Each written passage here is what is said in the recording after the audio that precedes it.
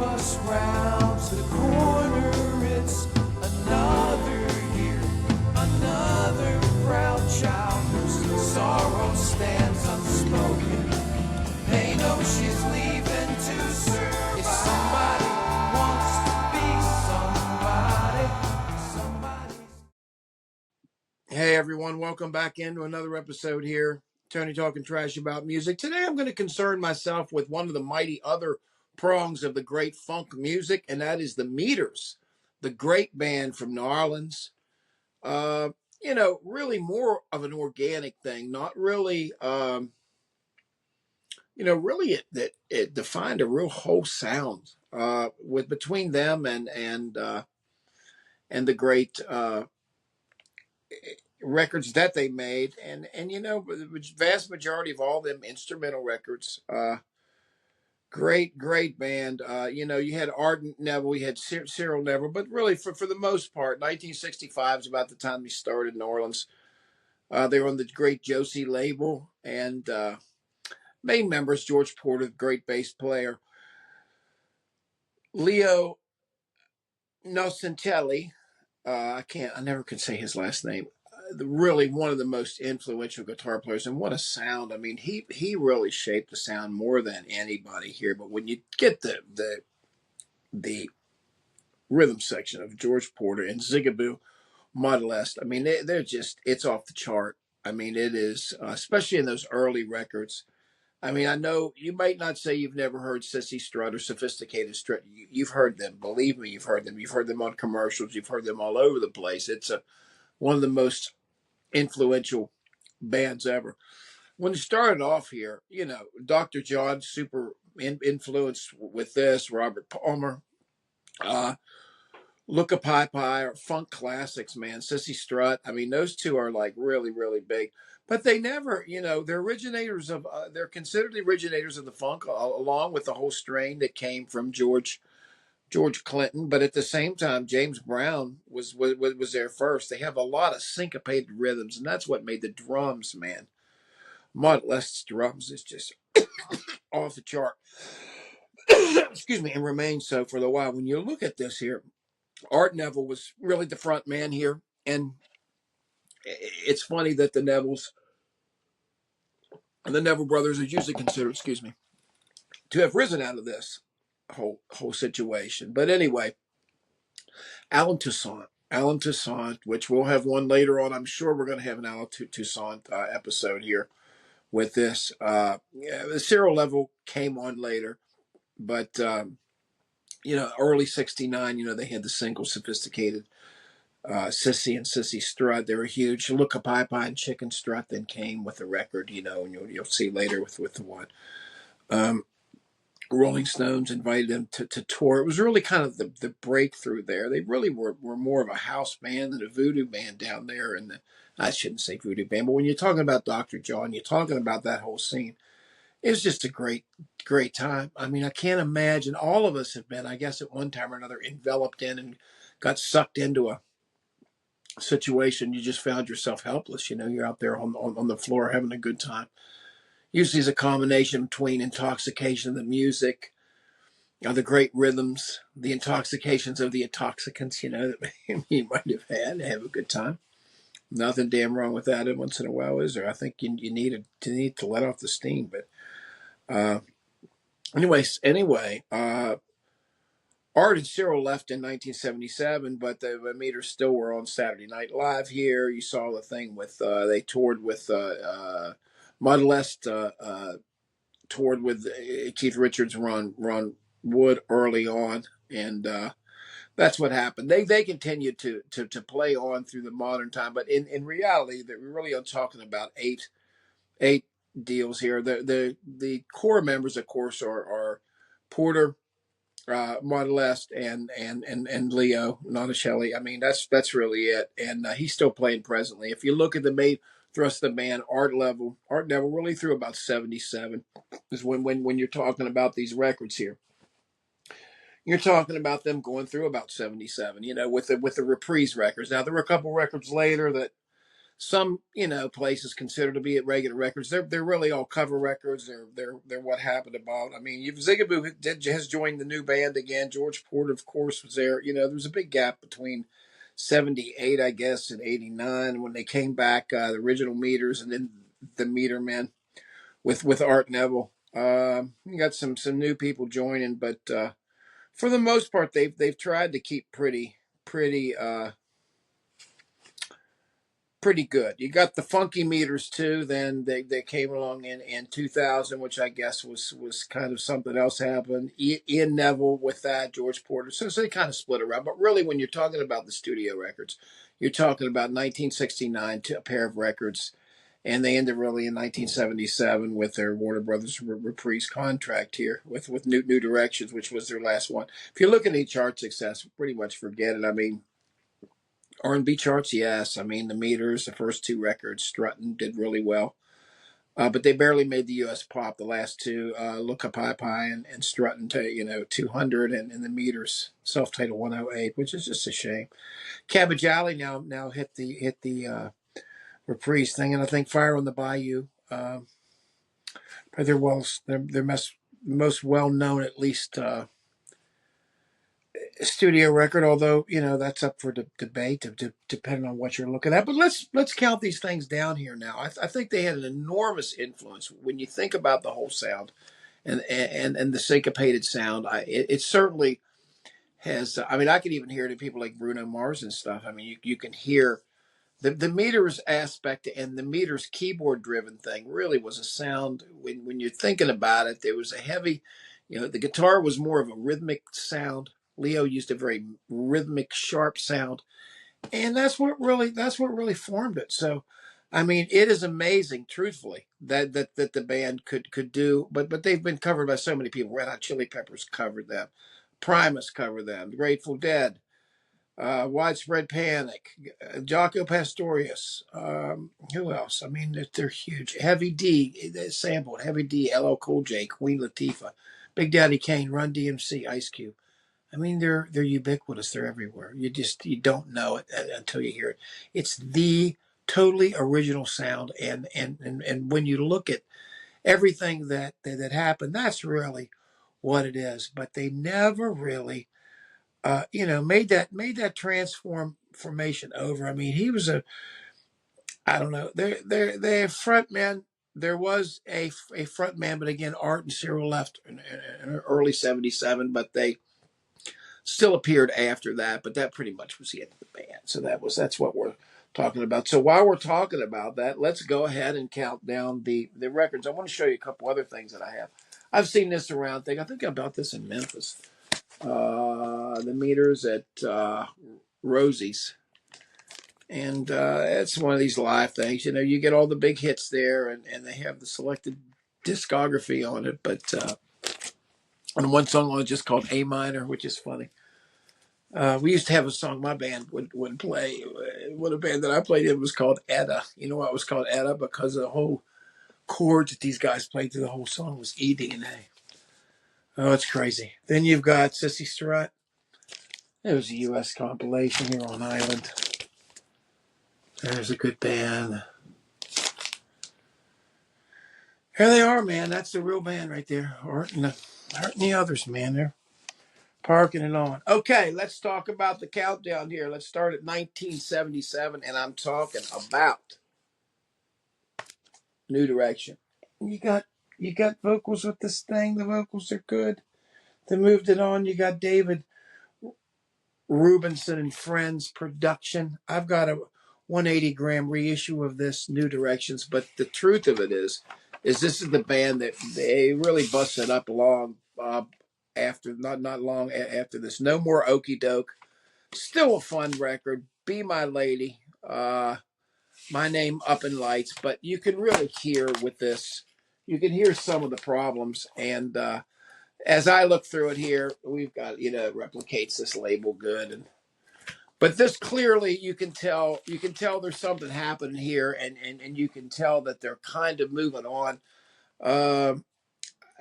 I don't know. I mean, it's up to some people like the new stuff here. again, that was the only record they ever had that was produced outside of their local environment, and it sounds like it. It sounds like they're trying to. It sounds like a little bit of a sellout here, but at the same time, all the tracks are pretty much written by the whole band. You've got Alan Toussaint there, of course, a Peter Tosh song on it, and but that's what it is.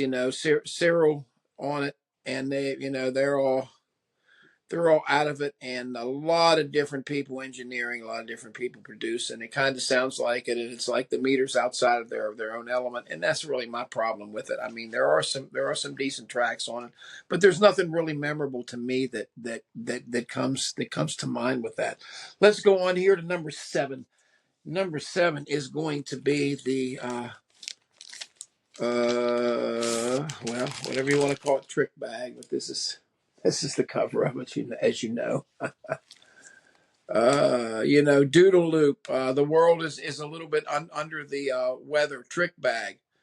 Mr. Moon. As most of these songs are written by the band, and it's still a spirit of this with it. You've got their version of Honky Tonk Woman, of course, on here, but all these things, to the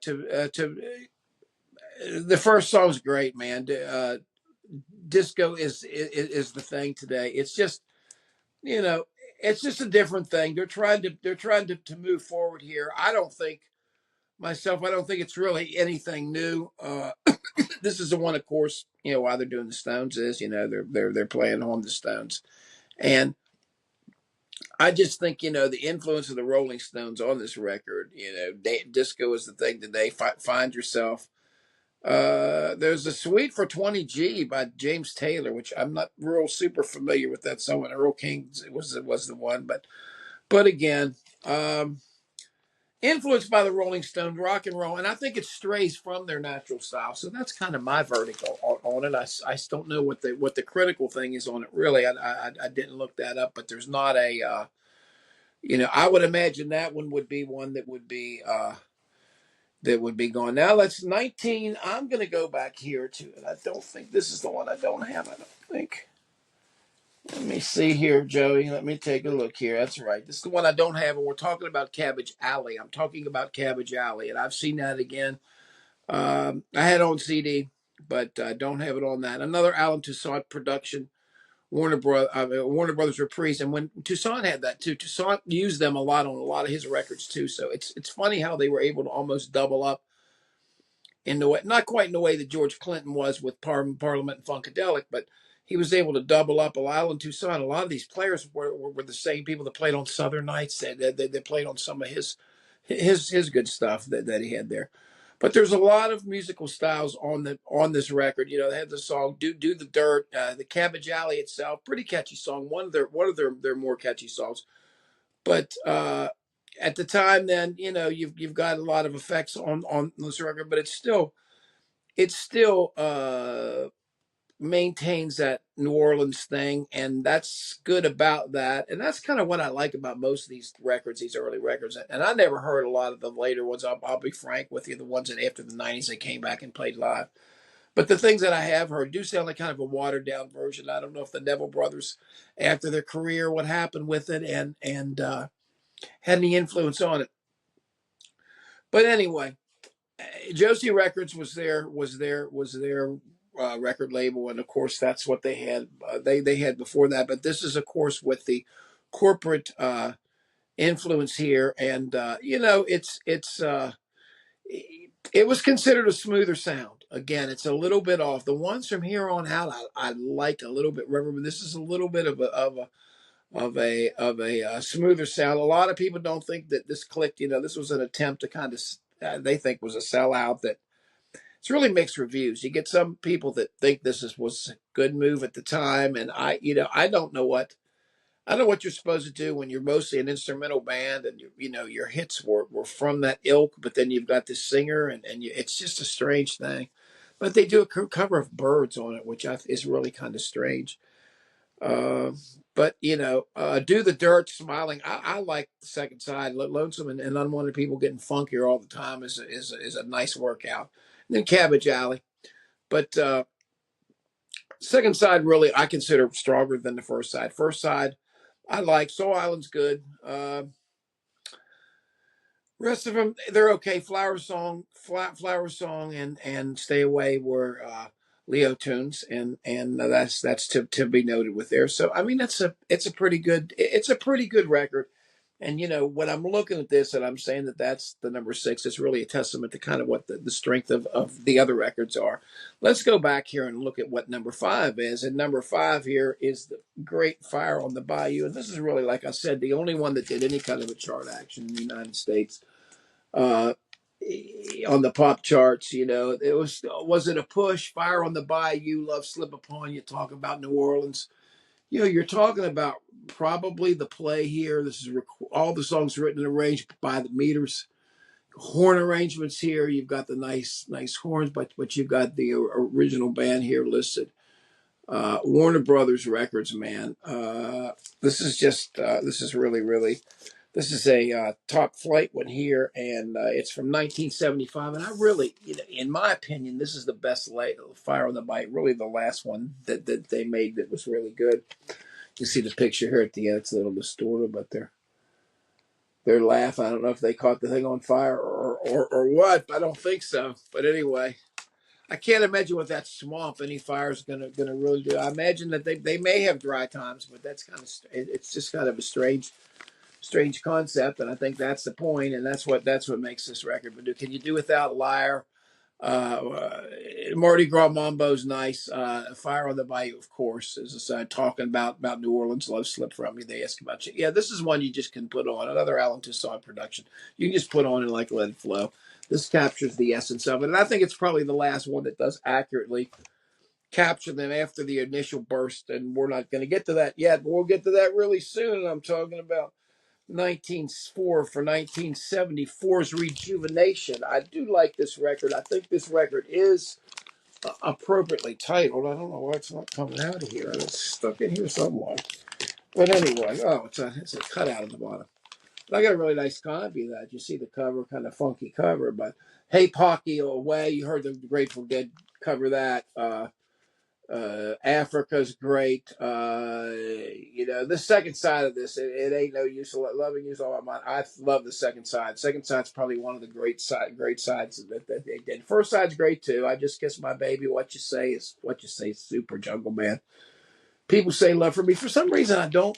A lot of times, the opening tracks on some of the later records are not my favorite. They kind of slow starters for me. But this was recorded, of course, in New Orleans, recorded with Alan Toussaint. And Righteous as Hell, man.